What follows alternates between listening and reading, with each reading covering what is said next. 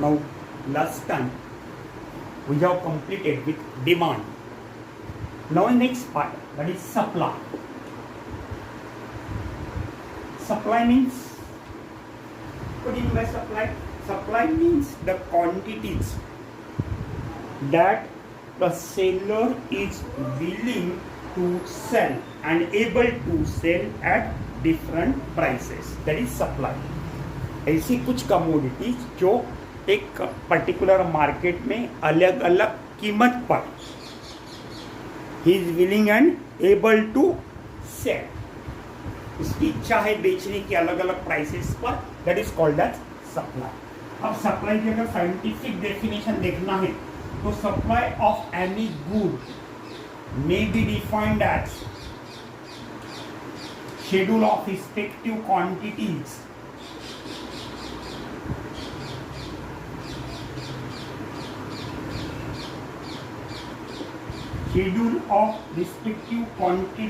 of the goods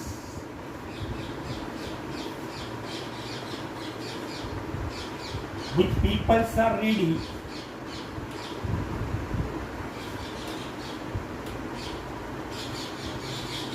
to offer for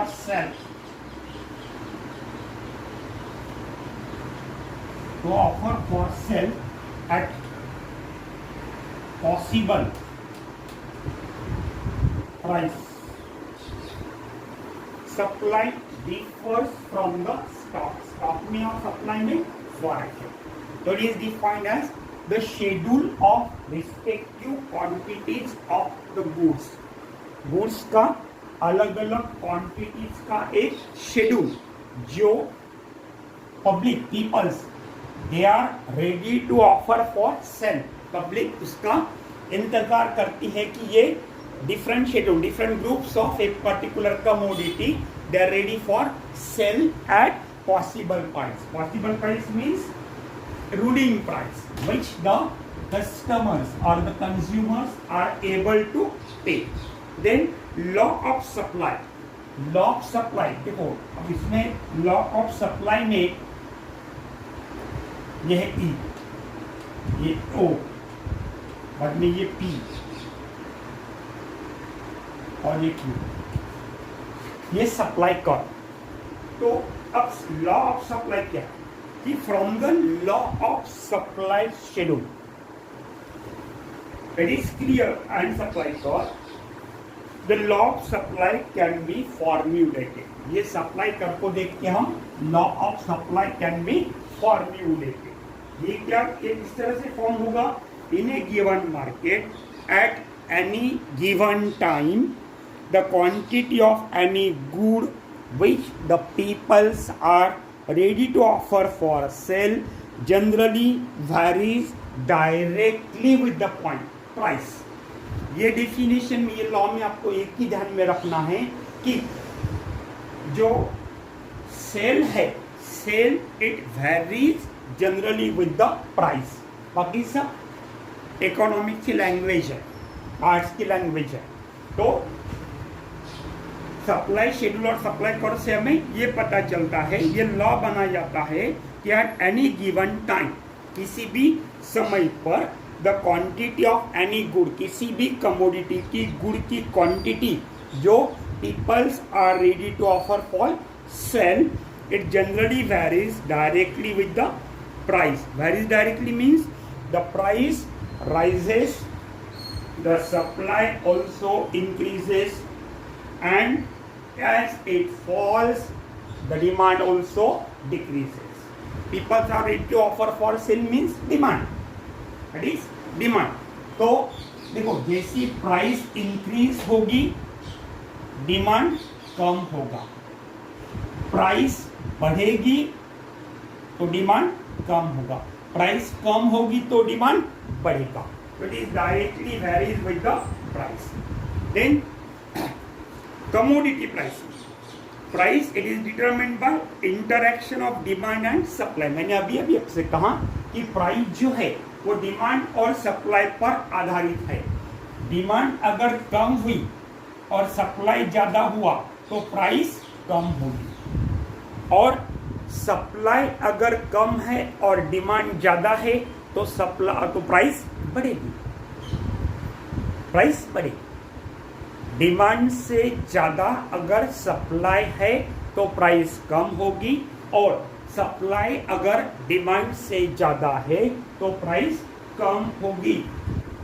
और ऐसे condition में एक पॉइंट ऐसा आता है, द प्राइस एट विच, ये the price at which both the demands and supply they are at equal point, then it is known as equilibrium point, equilibrium price. Now this E, it is the equilibrium price. OP जो है वो equilibrium price है, OP this is equilibrium price, and OQ it is equilibrium quantity. ये quantity, ये price। तो ध्यान में रहे, जब भी demand exceed than supply, the price of the commodity goes on increasing, and when the demand is less than supply, demand is less than supply, तो price बढ़ेगी, और अगर supply is less than demand, the price of the commodity will increase. That is regarding the supply. यहाँ supply समाप्त होगा, छोटे छोटे काम करिए। Then analysis of cost of production. Analysis of cost of production में हमने दो बातें बताई कि आपको, एक है फिक्स कॉस्ट और एक है variable cost. Variable cost and fix cost. Variable cost हमेशा चेंज होती रहेगी, and it also called as direct cost और प्राइम कॉस्ट। इसे डायरेक्ट कॉस्ट और प्राइम कॉस्ट भी कहते हैं, और ये कॉस्ट पर आधारित price of the commodity also varies. If the production is stop, the variable cost disappear. It also includes labour charges, transportation charges, fish seed, cost of fish seed, fertiliser etcetera. और दूसरी जो है वो है fix cost. अभी जो fix cost है इसे सप्लीमेंट्री कॉस्ट और ओवरहेड कॉस्ट और कैपिटल कॉस्ट ऐसा भी कहा जाता है। This cost do not vary, ये जो कॉस्ट है ये वैरी नहीं होती है with the quantity of good produce. क्वांटिटी का प्रोडक्शन बढ़ जाए या क्वांटिटी का प्रोडक्शन कम हो जाए, कमोडिटी के क्वांटिटी का प्रोडक्शन कम हो या ज़्यादा हो, ये फिक्स रहेगी, ये बढ़ेगी भी नहीं और चेंजेस भी इसमें नहीं होगा, और इसलिए इसे कहते हैं फिक्स कॉस्ट। ठीक है। देन अब है कॉस्ट ऑफ प्रोडक्शन। अब इसमें प्रैक्टिकल में आपको 10 बार का प्रॉब्लम आता है। मेरी बात सभी लोग ध्यान से सुने। प्रॉब्लम आता है, इसके फॉर्मूलेज दिए हैं आपके नोट्स में, आप फॉर्मूले देख लीजिए। फॉर्मूले देखने की वैसी ज़रूरत भी नहीं है, फॉर्मूलेज अगर देखते बैठेंगे तो दिमाग पागल हो जाएगा। मैं मेरे हिसाब से प्रॉब्लम कैसे सॉल्व करना ये आपको समझाता हूँ, आप पूरा ध्यान दें।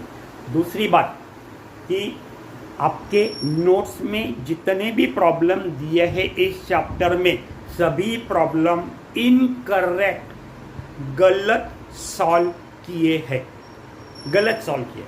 मैं एक प्रॉब्लम आपको यहाँ सॉल्व करके बताता हूँ, उसमें कहाँ कैसे कैलकुलेशन करना है समझाता हूँ।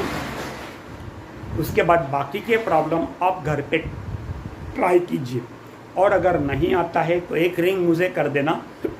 12 से 3 के बीच में मैं RLT पैटर्न के ऑफिस में आपको मिलूँगा, आप ग्रुप में आ जाइए, मैं आपको प्रॉब्लम पूरे समझा के बोलूँगा। ठीक है ना। प्रॉब्लम जो होता है, प्रॉब्लम में ऐसा होता है कि 2 मेथड होती है। एक है traditional method of fish cultivation, traditional method of fish cultivation, और दूसरी है intensive method of fish cultivation. Traditional method of fish cultivation जो है उसमें कोई प्रॉपर केयर नहीं ली जाती। Fishes breed naturally, they grow naturally, they fight with their enemy, और जब इससे बड़े हो जाएंगे आयते फिशरमैन घेऊन त्या नदीतून त्याला कलेक्ट करते, उसको कलेक्ट करेंगे। That is traditional method. Intensive method जो है इसमें utmost care is taken at every stage in order to increase the production of fishes. हर जगह यहाँ पे हर जगह यहाँ पर प्रॉपर केयर ली जाएगी इंटेंसिव मेथड में, ताकि इसमें प्रोडक्शन बढ़ेगा। ठीक है, अब इसमें पर हेक्टर नेट इनकम निकालना, you are to calculate per hectare net profit दोनों मेथड में, और फिर ये बताना है कि कौन सी मेथड इकोनॉमिकली इंपॉर्टेंट है। तो traditional method of fish cultivation का जो कैलकुलेशन होगा पर हेक्टर नेट इनकम का, उसको 4 मार्क है। Intensive method of fish cultivation के पर हेक्टर नेट इनकम का 4 मार्क है, और रिजल्ट को 2 मार्क है। अब मैं नोट्स हाथ में लेता हूँ, प्रॉब्लम आपको बताता हूँ। पहले प्रॉब्लम हम लेते हैं, और इसमें भी उन्होंने गलतियाँ करके रखी है। देखिए, हर प्रॉब्लम में उन्होंने गलतियाँ करके रखी है, कैलकुलेशन में कोई प्रॉब्लम करेक्ट नहीं है। तो आप जब भी समय मिले आप सॉल्व करके देखो, और नहीं तो मुझे फ़ोन करके 12 से 3 के बीच में RLT पैटर्न के ऑफिस में मिलिए। अब देखिए, पहला प्रॉब्लम मैं पढ़ता हूँ। Calculate the per hectare income by traditional and intensive method of fish cultivation from the data given below and state which method is economically important. Data दिया है, ये डाटा का इस्तेमाल करके आपको प्रॉब्लम सॉल्व करना है। अब हम पहले जाए सीरियल नंबर और पर्टिकुलर, ये traditional method of fish cultivation या intensive method of fish cultivation. अब पहला पॉइंट है वाटर स्प्रेड एरिया। ये दोनों जगह 1 ईयर है, it is 1 year at both the places. Then period of fish cultivation, ये 2 पॉइंट पहले आएंगे। पीरियड ऑफ फिश कल्टीवेशन, दोनों जगह वाटर स्प्रेड एरिया यहाँ पर 16 हेक्टर है, और यहाँ 10 हेक्टर है, 16 और 10 Hector. Period of fish cultivation 1 year in both the cases. ये पॉइंट खत्म हो गया, क्योंकि इसका डायरेक्ट सब्सट्रैक्शन या एडिशन में कोई संबंध नहीं है, इनडायरेक्ट है, मैं बताता हूँ। तीसरा पॉइंट है lease of point for a year. Lease of point for a year, ये खर्चा है, एक्सपेंडिचर है। तो लीज ऑफ पॉइंट दिया है RS 4000, RS 4000, और यहाँ पर दिया है RS 3000। ठीक है, देन चौथा पॉइंट है कॉस्ट ऑफ पॉन्ड प्रिपरेशन। ये भी एक्सपेंडिचर है, और कॉस्ट ऑफ पॉन्ड प्रोडक्शन दिए है 2000 रुपये, और इधर भी दिए हैं 2000 रुपये। कैलकुलेशन करते समय केयर लेना है आपको कि ये फिगर एक के नीचे एक आनी चाहिए, ताकि कैलकुलेशन में गड़बड़ी ना हो। अब देखिए, 5वां पॉइंट है stocking rate of fingerling. Stocking rate of fingerling यह है 4000 फिंगरलिंग ट्रेडिशनल मेथड के लिए, और यहाँ पर भी 4000 फिंगरलिंग इंटेंसिव मेथड के लिए। यहाँ हमें कैलकुलेट करना है, डायरेक्टली फिगर में लिखना है। उनका पॉइंट 5वां, stocking rate of fingerling 4000 fingerling per hectare, इधर भी 4000 फिंगरलिंग पर हेक्टर। अब कॉस्ट ऑफ फिंगरलिंग स्टॉक ये दी है 200, RS 200 पर 1000 फिंगरलिंग, और इधर भी दी है 200 पर 1000 फिंगरलिंग। देखो, ये 2 पॉइंट मिला के हमें एक पॉइंट तैयार करना है, और स्टॉकिंग रेट ऑफ फिंगरलिंग और कॉस्ट ऑफ फिंगरलिंग। अब देखिए, यहाँ पर स्टॉकिंग रेट ऑफ फिंगरलिंग कितना है per hectare 4000, water spread area कितनी है 16000, फिर 1 हेक्टर को 4000, तो 16 हेक्टर को कितना लगेगा 64,000, 1664। अब 1000 के लिए हमें कितने देना पड़ता है 200 रुपये। ठीक है, 1000 के लिए 200 देना पड़ता है, तो 64,000 के लिए कितने, 1000 के लिए 200 यानी 64 multiplied by 200,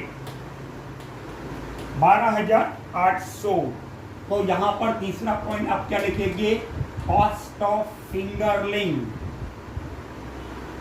stock, that will B 12800, 12800। अब वैसे इधर भी स्टॉकिंग रेट 4000 फिंगरलिंग है। देखो प्रॉब्लम है, कभी कभी इधर 4000 आता है, इधर 5000 आता है। जरूरी नहीं कि दोनों तरफ स्टॉकिंग रेट सेम ही रहे, अलग अलग हो सकता है।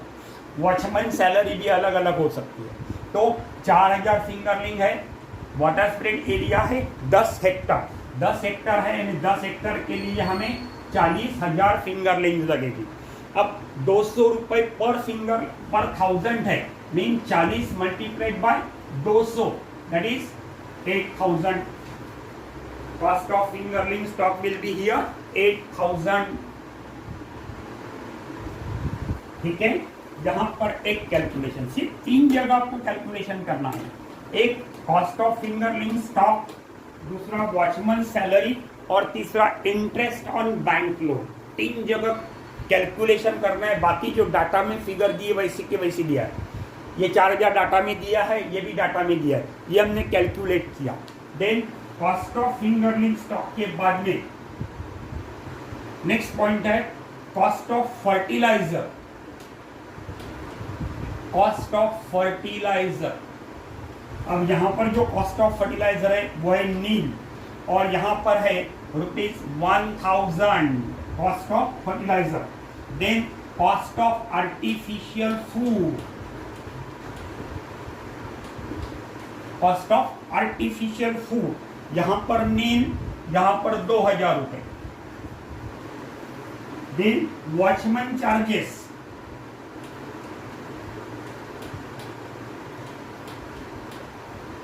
Watchman charges 1200 per month, 1200 per month, और पीरियड ऑफ फिश कल्टीवेशन है 1 साल। तो यानी यहाँ पर हमें वॉचमैन कितने महीने के लिए लगेगा, 12 महीने के लिए। तो 1200 पर मंथ मल्टीप्लाइड बाय 12, 14400। ठीक है, 14400। देन इधर आएगा वॉचमैन चार्जेस 800 रुपए पर मंथ, तो 12 महीने के कितने, 9600, that will be 9600। Then total fish harvested, ये इसको बाजू में रखते हैं। देखो टोटल फिश हार्वेस्टेड ये जमा में आएगा, total fish harvested, total fish harvested है 4 टन, और इधर है 8 टन, 4 टन और 8 टन। उसके बाद में cost of fish harvesting, cost of fish harvesting, cost of fish harvesting दिए यहाँ पर 4000 रुपए, और यहाँ पर दिए 5000 रुपए। ठीक है, देन ट्रांसपोर्टेशन चार्जेस,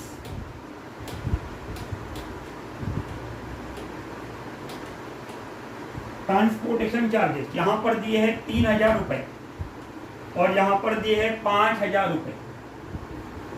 ठीक है, then loan from the bank, अब यहां पे कैलकुलेट करना है। देखो यहां पर लोन कितना लिया है, 50,000 लोन लिया है, और इंटरेस्ट ऑन बैंक लोन है 12%, यानी 100 रुपए को 1 साल का इंटरेस्ट 12 रुपए। फिर 1000 रुपए को कितना होगा, 120 रुपए। सिंपल मेथड बताता हूँ, 1000 रुपए को 120, तो 50,000 को कितना, 120 मल्टीप्लाइड बाय 50,000, 12 पंच 60, 6000 रुपए। इंटरेस्ट ऑन बैंक लोन ये कितना आएगा, 6000।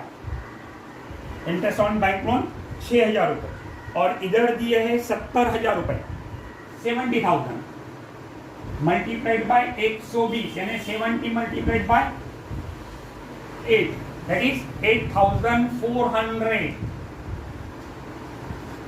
8400।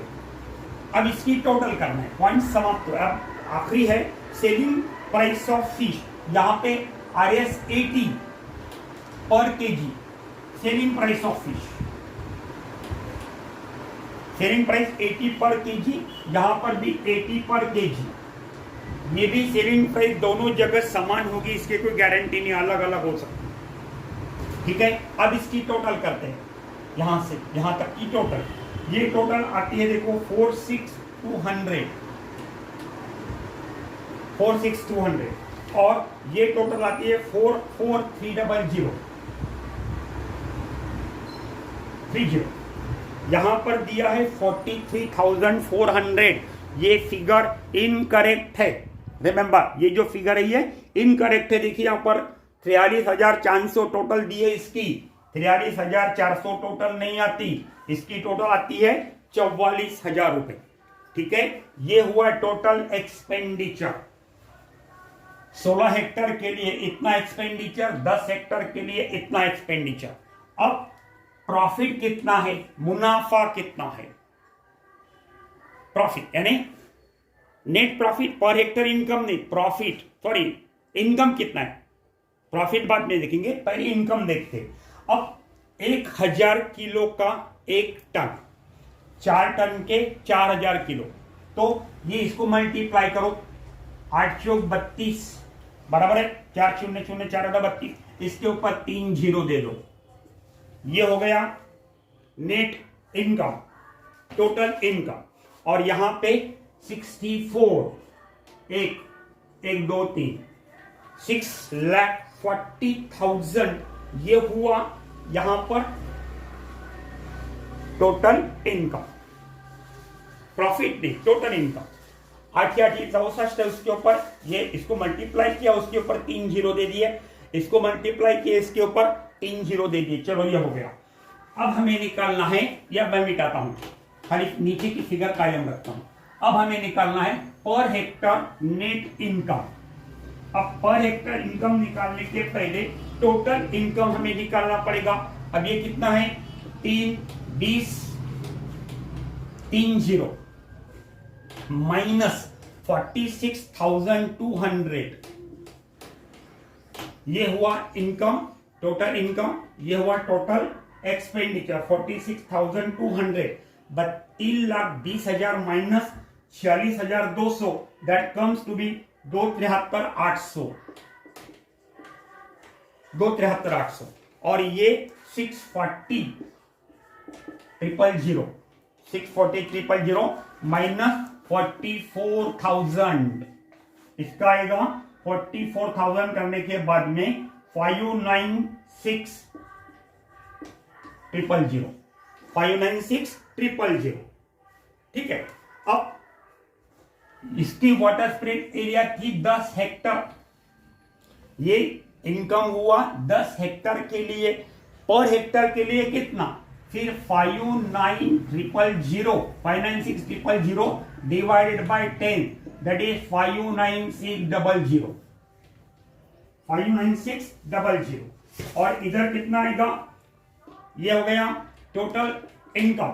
टोटल इनकम में वाटर स्प्रेड एरिया है 16 हेक्टर, तो 273,800 divided by 16, that is equal to 17,112.50।